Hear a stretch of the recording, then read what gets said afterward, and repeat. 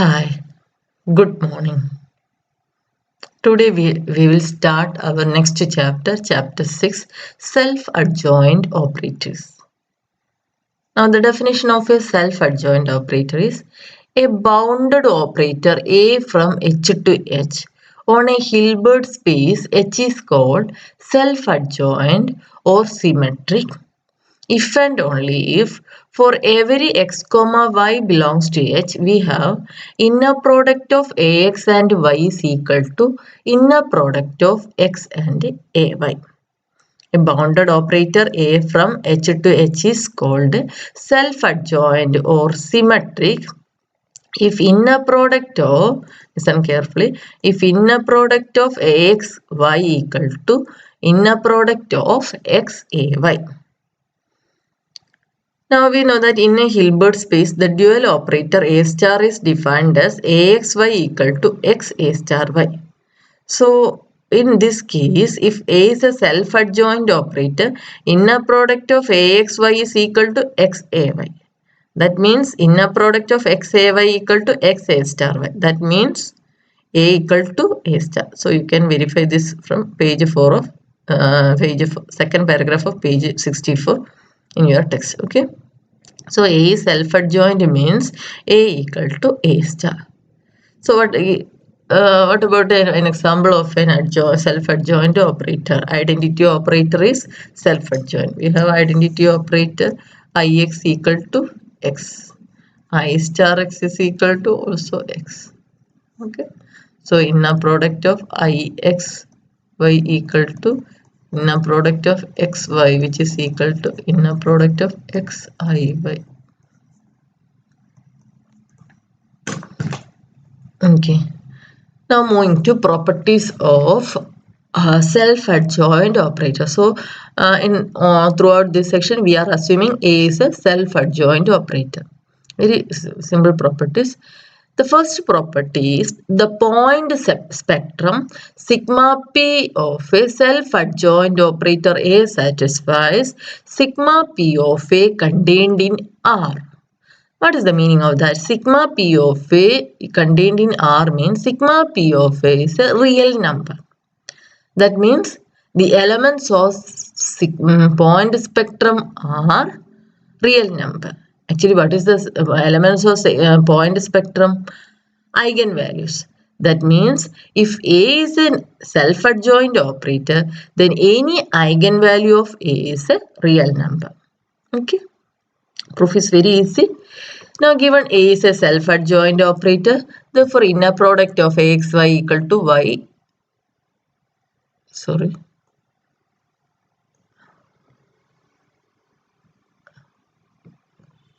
Inner product of x a y.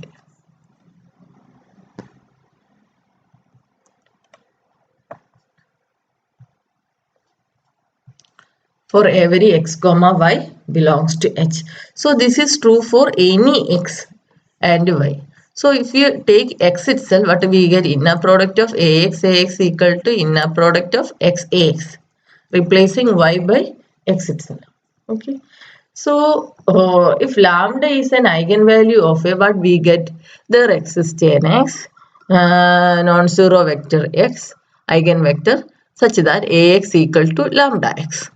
Okay. Now for that x equal to xax implies, what is ax? Ax is lambda x. Lambda x equal to x lambda x. That is lambda x equal to, you take lambda to here, that means we have lambda conjugate. Lambda conjugate x's. That is lambda norm of x square equal to lambda conjugate norm of x square. Since x is not equal to 0, from this we get lambda equal to lambda conjugate.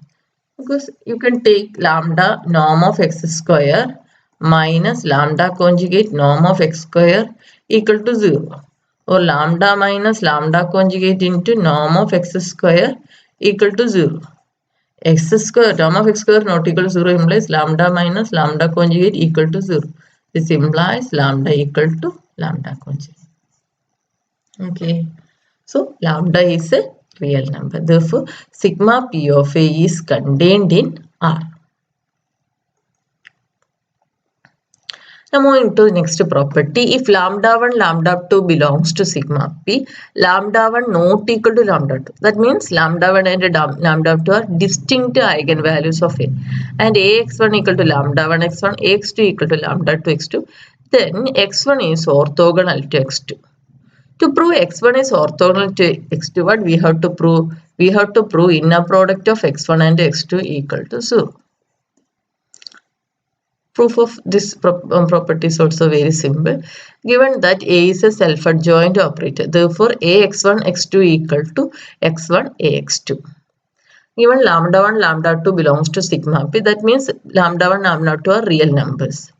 Now lambda 1 into x1 x2 equal to lambda 1 x1 x2, and which is equal to A x1 x2, which is equal to x1 Ax2, which is equal to x1, because A is a self-adjoint operator. x1 lambda 2 x2. You can take lambda conjugate here, lambda conjugate x1 x2. So lambda is a real number, lambda 1 lambda 2 conjugate is lambda 2. Therefore lambda 1 x1 x2 equal to lambda 2 x1 x2.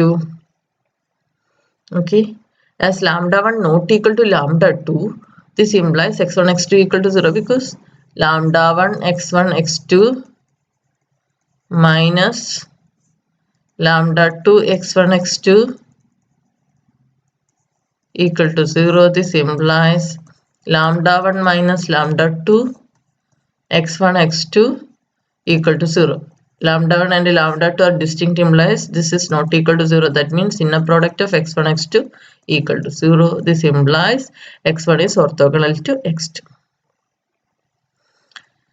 Now move to definition of invariant subspace. Already we have discussed in this linear algebra. Here also we have a definition of invariant subspace, same as in linear algebra. A subspace L of H is invariant with respect to operator A if and only if AL is contained in L. Okay, that means if you take some any x belongs to L, AX must belongs to L. This is the definition for invariant operator. Now moving to our property 3, last property. It's not last property. The last property we are discussing in today's session. And the property 6.1.4 we will discuss in our next class. So moving to property 6.1.3. If L is invariant with respect to symmetric operator A, then so is L perp, L complement. What is the definition? What is the meaning of this property? If AL is contained in L, then this property says that A of L perp is contained in L perp. L perp is also invariant under A. So what is the meaning of that? If you take any y belongs to L perp, then AY belongs to L perp. So for this what we have to prove? AY belongs to L perp. For this we have to prove if x belongs to L, inner product of x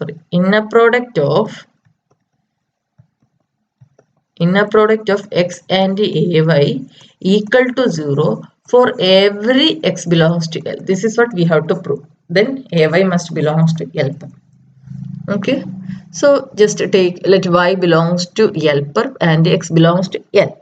As L is invariant under A, x belongs to L implies AX belongs to L.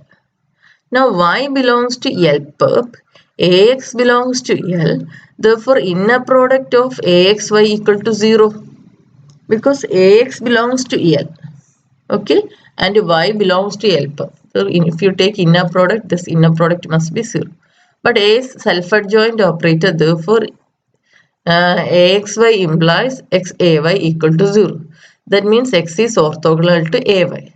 As x is arbitrary, we get AY is orthogonal to x for every x belongs to L. That means AY belongs to L perp. Therefore, we get A of L perp is contained in L perp. This implies L perp is invariant under A.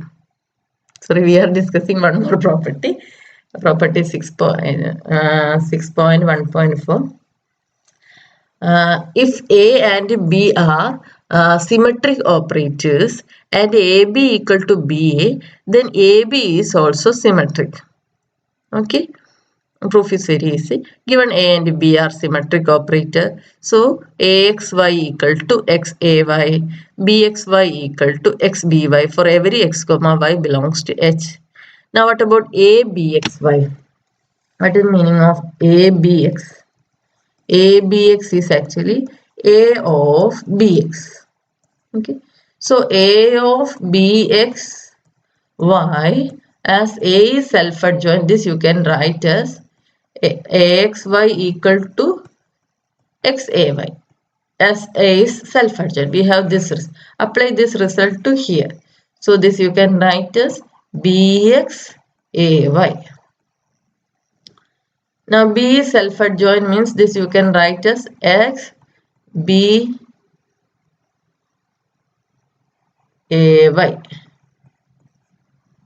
Okay, so XBAY and XBAY, AB equal to BA implies XABY. So ABXY equal to inner product of ABXY equal to inner product of XABY. This implies AB is symmetric.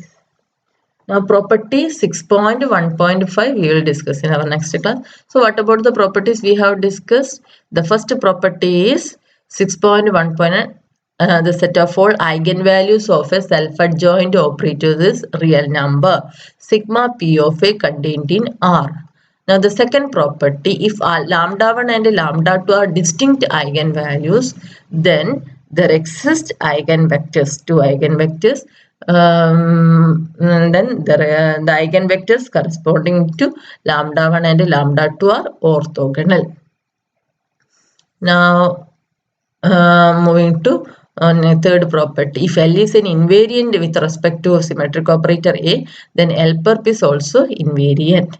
And the last property, if A and B are adjoint, self-adjoint operators, AB equal to BA, then AB is also self-adjoint. It is symmetric.